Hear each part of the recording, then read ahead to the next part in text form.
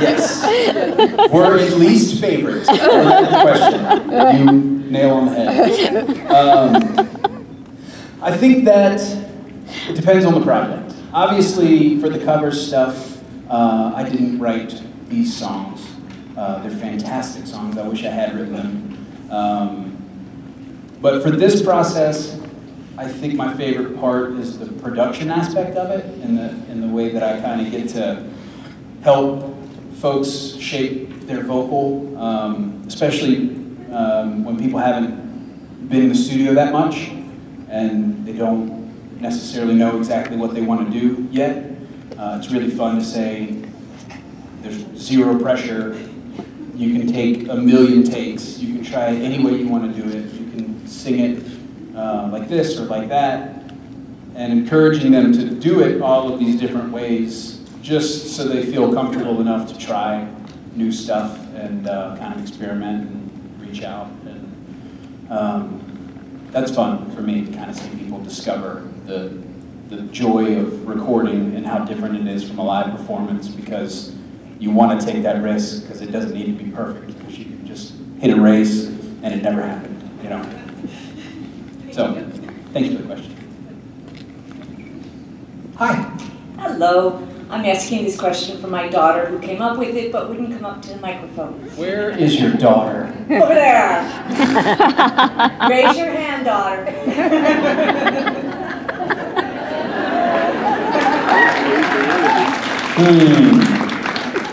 Yeah, we're gonna do it. Yep.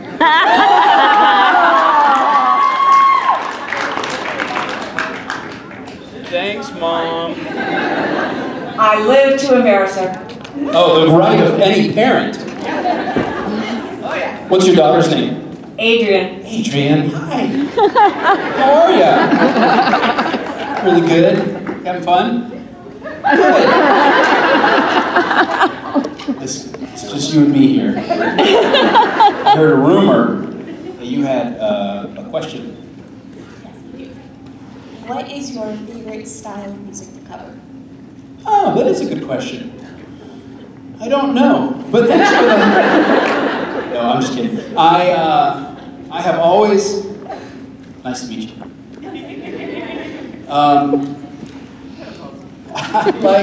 I like all different kinds of music in general, but stuff to cover, since I've always been a little bit more focused on the vocal aspect of stuff. Kind of Motown, old classic soul stuff has kind of been my favorite genre to sing, because it's usually pretty simple, and it's all just about the feeling. So even to play it, like the chords and stuff are often really simple, 4-chord turnaround, you know, but somehow when they play it, it's unbelievable, you know. So yeah, you're welcome. Really good question. Mom, did you have a question? Well, yeah, when you're doing the covers with friends, do your, the people who are singing with you, do they pick out the stuff mostly, or do you make suggestions to them, or? More often than not, the way that it works is I will send them 2 or 3 songs that I think they would sound really good on, and they kind of pick what they like the most. There were a few songs on both albums that I just kind of sent and said, hey, I think you would kill this. If you hate it, then we'll find something else, but if you don't hate it, I think you'll sound great. And yeah, I'd say there was maybe 2 of those on both, and the rest of them were kind of a back and forth of, what about this, what about that? Which of these is your favorite type of deal? Thank you. You're welcome. Hey, good questions run in the family, I'll just say. Well done.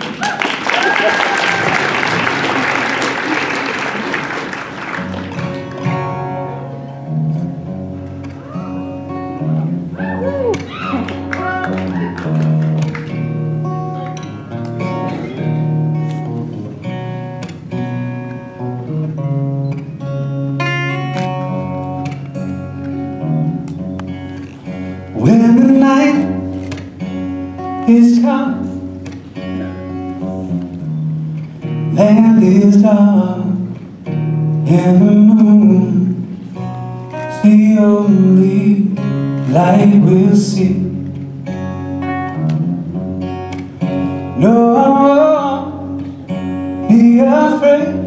No, I won't be afraid.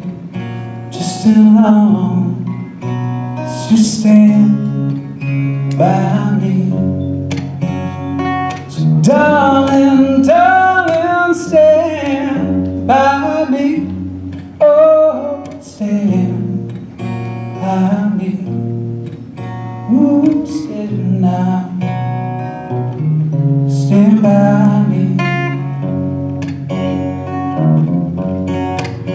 If the sky will upon should tumble and fall, or the mountain should crumble to the sea, I won't cry, I won't cry. No, I won't shed a tear. Just as long as you stand by me. So darling, darling, stand by me. Oh, stand by me. Ooh, stand now. Stand by me. If ever you're in trouble, won't you stand by me? Oh, stand by me. Ooh, stand now. Stand by me.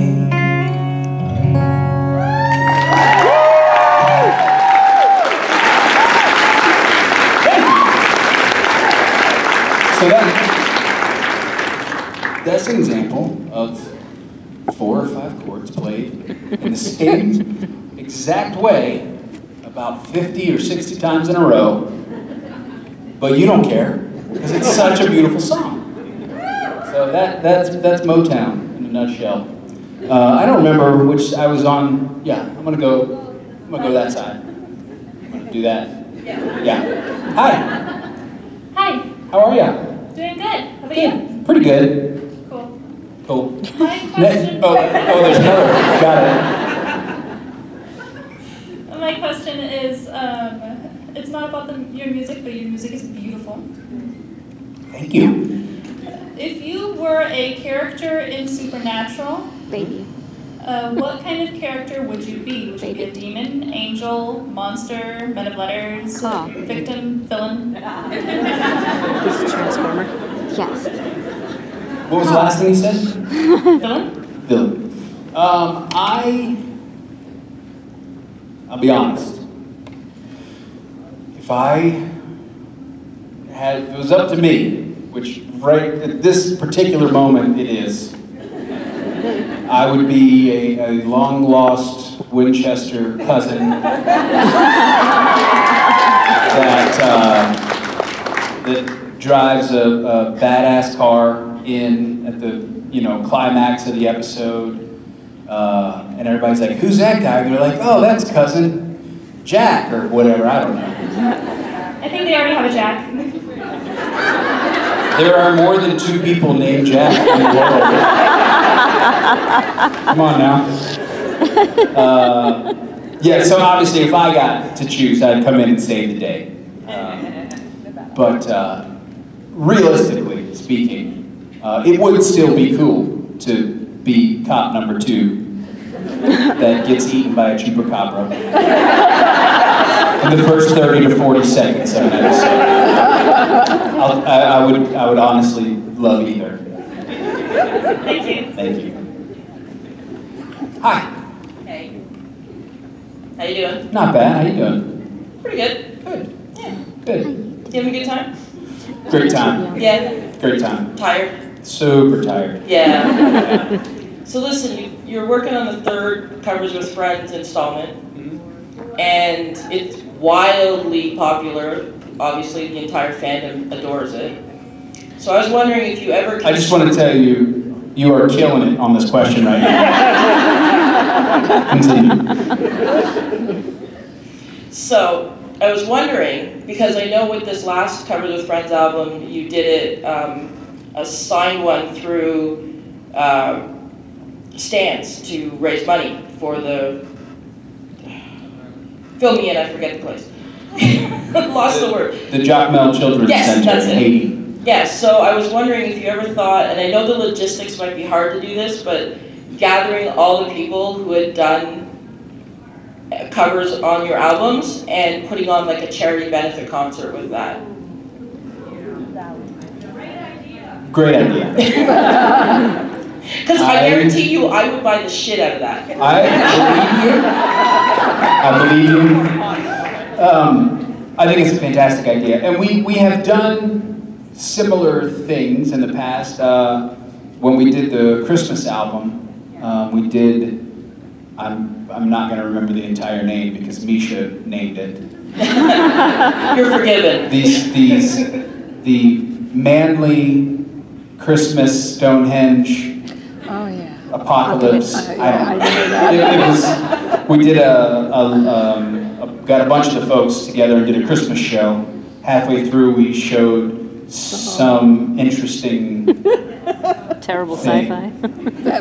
Don't call it sci-fi. And we had a blast. It was really fun. It was all for Random It's Acts. terrible. We Science and raised fiction. a Just ton put of it money for terrible. Random Acts. It was awesome. And I would love to do another thing like that.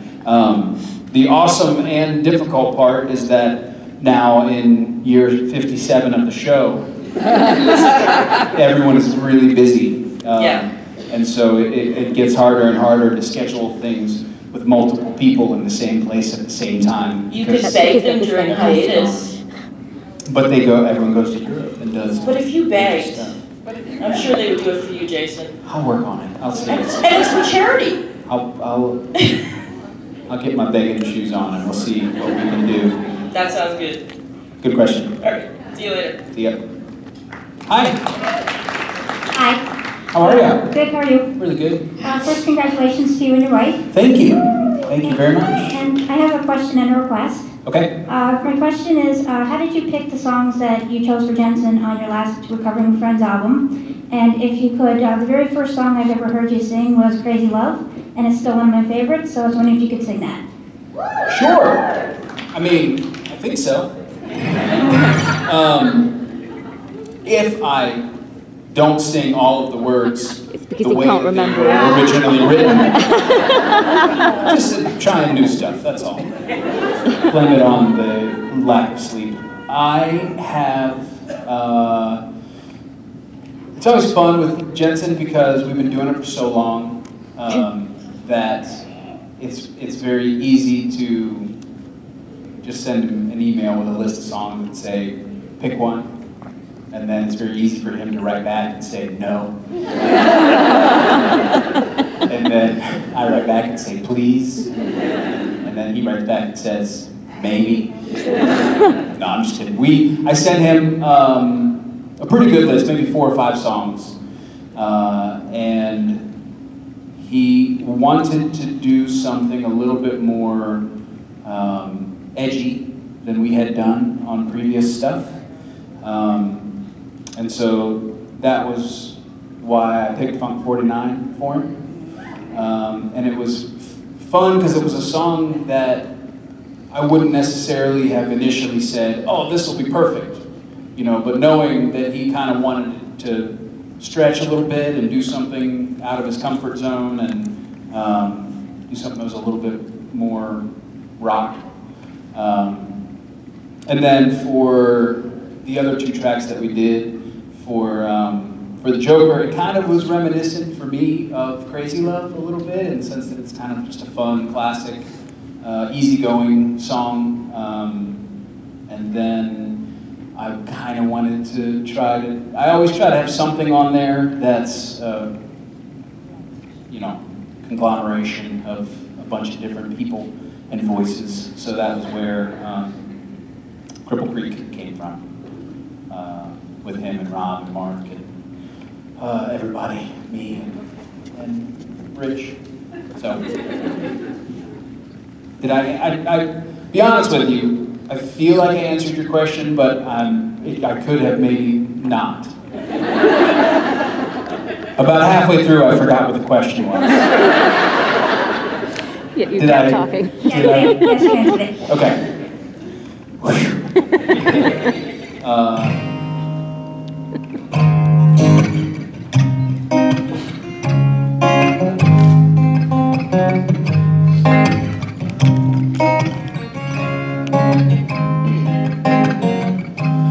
Like I feel a heartbeat from 1,000 miles, and the heavens open every time she smiles.